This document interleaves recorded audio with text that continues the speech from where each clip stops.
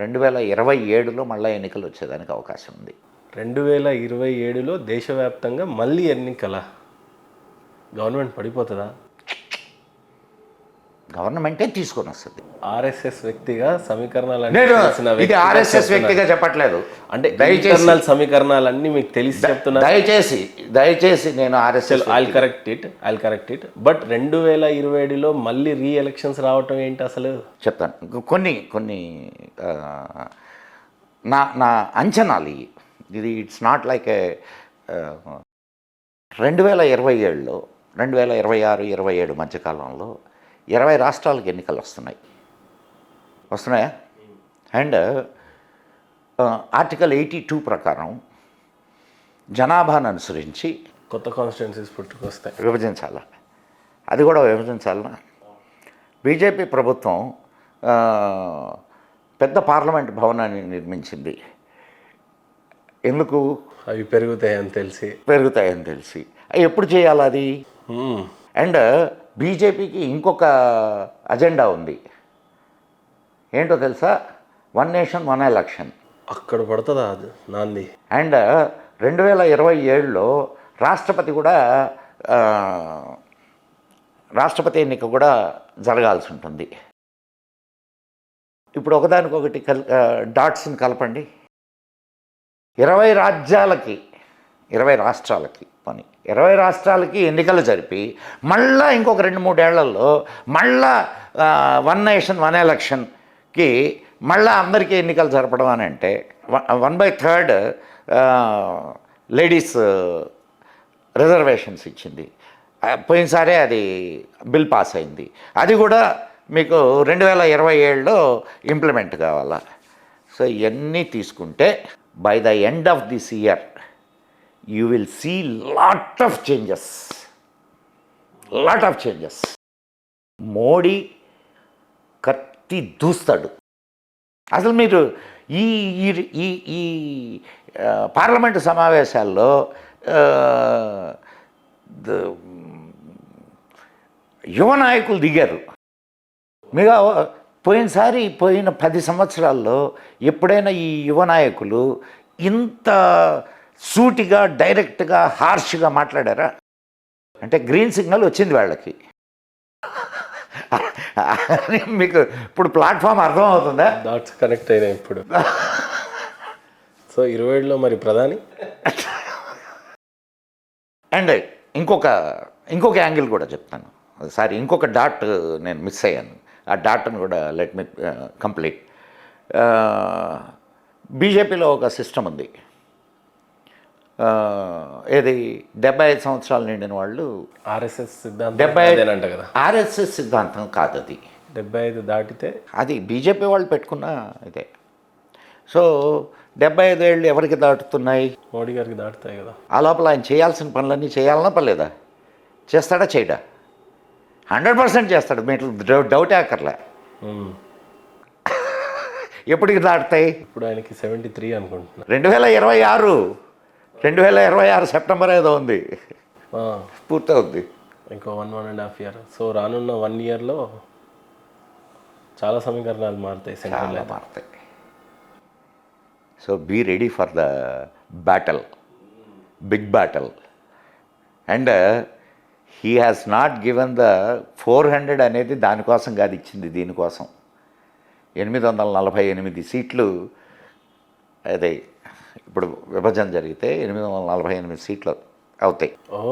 400 పార్ కొట్టే చూపిస్తాడే.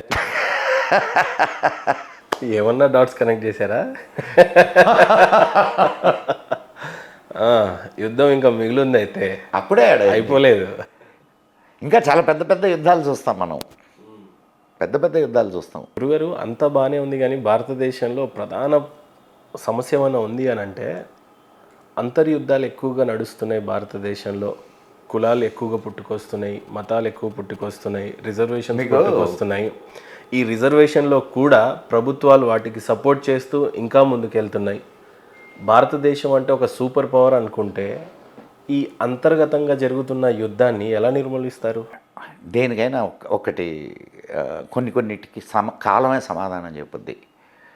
నాకు చాలా బాగా నచ్చిన మాట. ఆ, మోడీని ఎవరు తీసుకొచ్చారనుకుంటున్నారు? ఆర్ఎస్ఎస్ వాళ్ళు తీసుకొచ్చారా? సమయం తీసుకొని వచ్చింది, కాలం నిర్ణయించింది మోడీని. కాలానికి అవసరం కాబట్టి మోడీ వచ్చాడు, కాల అవసరాలను తీర్చడానికి. సో ఇవన్నీ మనం అనుకుంటున్నటువంటి సమస్యలన్నిటికి కూడా ఖచ్చితమైన సమాధానం ఉంటుంది, లేకుండా ఉండదు. మీకు ఫస్ట్లో మనం అనుకున్నాం, మీరు ప్రశ్న వేస్తున్నారంటే సమాధానం ఉంటుంది. సమాధానం మనం చెప్పలేకపోతున్నాం అంటే మనం తెలుసుకోలేదు, దాన్ని అధ్యయనం చేయలేదని. కాబట్టి ఖచ్చితమైన ఇవి జరుగుతాయి. ఇప్పుడు నిన్న కోర్టు తీర్పిచ్చింది, సుప్రీంకోర్టు, ఇది రిజర్వేషన్స్ గురించి. ఇది మంచి తీర్పు. అండ్ ఇంకొకటి, దాంట్లో ఇంకొక క్లాస్ కూడా ఉంది. ఏది, ఒకసారి రిజర్వేషన్ తీసుకొని వాడు బాగా డెవలప్ అయిన తర్వాత వాడి కుటుంబంలో ఇంకొకటికి ఎందుకు రిజర్వేషను? సో ఆ రిజర్వేషన్ ఇంకొకటికి ఉపయోగపడుద్ది కదా. క్రిమిలేయర్ అంటారు దాన్ని. క్రిమిలేయర్ దాటిన వాడికి రిజర్వేషన్స్ ఎందుకు? సో ఒక కుటుంబానికి ఒక్క రిజర్వేషనే ఇది అవుద్ది. మంచి. సో చేంజెస్ అవుతాయి చిన్నగా. ఇప్పుడు Rome was not built in a day. So it takes time, జరుగుతుంది. మీరు అన్నట్టు మోడీ గారి టైం నిజంగానే భారత్కి ఎంత బాగా ఉపయోగపడుతుంది అని చెప్పడానికి. సార్ ఆ సమయానికి మోడీ అవసరం. ఆ సమయానికి మోడీ అవసరం. మోడీ వచ్చాడు తర్వాత ఇంకెవరు అవసరం అవుతారో వాళ్ళు వస్తారు. మొత్తం ఇంటర్వ్యూలో చాలా ఇంపార్టెంట్ ఘట్టం, చాలా ఇంపార్టెంట్ క్వశ్చన్, చాలామందికి అవసరమైన క్వశ్చన్ సార్ ఇది. నేను ఒక యంగ్స్టర్ని, నేను చదువుకున్నాను, మీరు పెద్దవాళ్ళు మీరు చదువుకున్నారు. మీ టైంలో వేదాస్ మీకు పట్టించలేదు, మా టైంలో మాకు వేదాస్ పట్టించలేదు. 4 వేదాలు ఉంటాయని వాటి మీద 4 క్వశ్చన్స్ ఎగ్జామ్లో రాసాం. బట్ ఆ వేదం నాకు ఏ రకంగా ఉపయోగపడలేదు.